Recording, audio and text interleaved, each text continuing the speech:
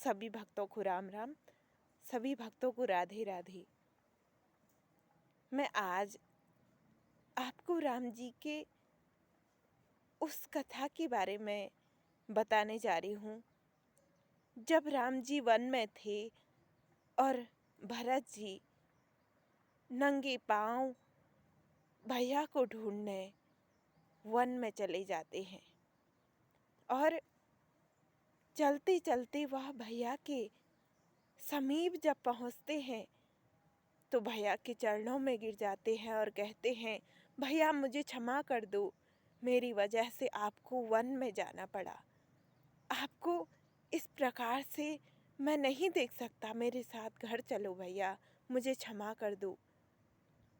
तो फिर राम जी उसे प्रेम से उठाते हैं, उसे गले से लगाते हैं, कहते हैं, मेरे भैया तुम्हारा कोई दोष नहीं है, मैं अपने ही कारण से और अपने ही लिए वन गया हूँ, इसमें किसी का कोई दोष नहीं है। तो जब भरत भैया उन्हें मनाते हैं तो वो घर नहीं आते, तो भरत भैया उनसे उनकी खड़ाऊ मांग लेते हैं और कहते हैं, जब तक आप घर नहीं आ जाते मैं आपकी खड़ाऊ को आपके सिंहासन पे रख के आपको समझ के इनकी पूजा करूँगा। ये कितना प्रेम है एक भाई के दूसरे भाई के प्रति। और फिर जब वो खड़ाऊ लेके घर आते हैं तो फिर भरत जी भी एक सन्यासी की भांति, एक वनवासी की भांति जीवन बिताते हैं। न वो महल में रहते हैं, न वो महल से संबंधित कोई भी चीज़ों को ग्रहण करते हैं। सारा कारोबार, सारा राजपाट तब तक के लिए वो शत्रुघ्न को दे देते हैं और फिर खुद अपने भैया के इंतज़ार में एक छोटी सी झोपड़ी में वो भी गड्ढा बना के उसके नीचे रहते हैं, क्योंकि उनका मानना ये था कि वो अपने भैया को अपना स्वामी मानते थे और कहते थे, मैं उनका सेवक हूँ। एक सेवक अपने स्वामी के बराबरी नहीं कर सकता। वो ज़मीन पे सोते हैं तो मैं ज़मीन के नीचे सोऊंगा। और वो कहते हैं कि जब मेरे भैया घर आ जाएंगे तभी मैं महल में रहूँगा। और वह दिन भी आता है जब भरत अपने भाई से मिलते हैं, राम जी आते हैं। जिस दिन राम जी आते हैं उस दिन सभी ने दिवाली मनाई थी और घी के दिए जलाए थे।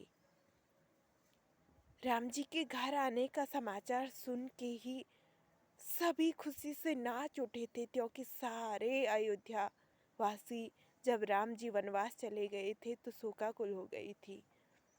जब राम जी अयोध्या से वापस आते हैं तो सभी खुशी से नाचने लगते हैं और उसके बाद राम जी को देखते ही सभी नतमस्तक हो जाते हैं।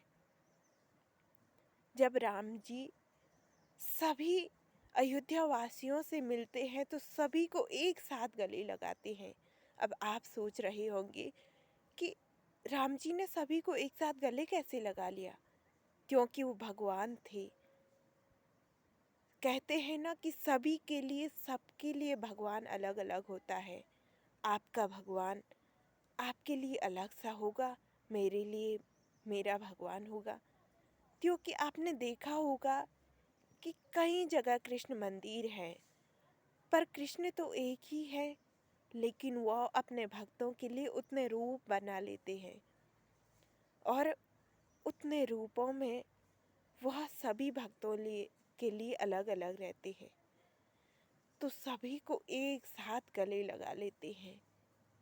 और फिर राम, कहते हैं ना कि राम राज्य, आज भी कहा जाता है कि राम राज्य, क्योंकि राम राज एक ऐसा राज था जिसमें कभी भी किसी को कष्ट नहीं होता था, सभी के साथ न्याय होता था। और फिर जो उनके भाई थे वो भाई की तरह नहीं, उनके सेवक की भांति रहते थे। यह है भाइयों का प्रेम। इससे हमें यह सीखने को मिलता है कि भाइयों को किस प्रकार रहना चाहिए, किस प्रकार भाइयों में प्रेम होना चाहिए। त्रेता युग में जब राम जी का राज्य हुआ करता था तो हर कोई यह सोच के रहता था कि जैसे राम जी कहते थे लक्ष्मण को तुम राज्य संभालो, लक्ष्मण जी कहते थे तुम राज्य संभालो, उनमें कोई लालच भावना नहीं थी। यह हमें यह सिखाती है कि हमें भाइयों में प्रेम भाव से रहना चाहिए, क्योंकि जब भाइयों में प्रेम होगा तभी परिवार एक हो सकता है। आशा करती हूँ मेरे द्वारा आपको राम जी के बारे में जीवन चरित्र का पता चला। धन्यवाद।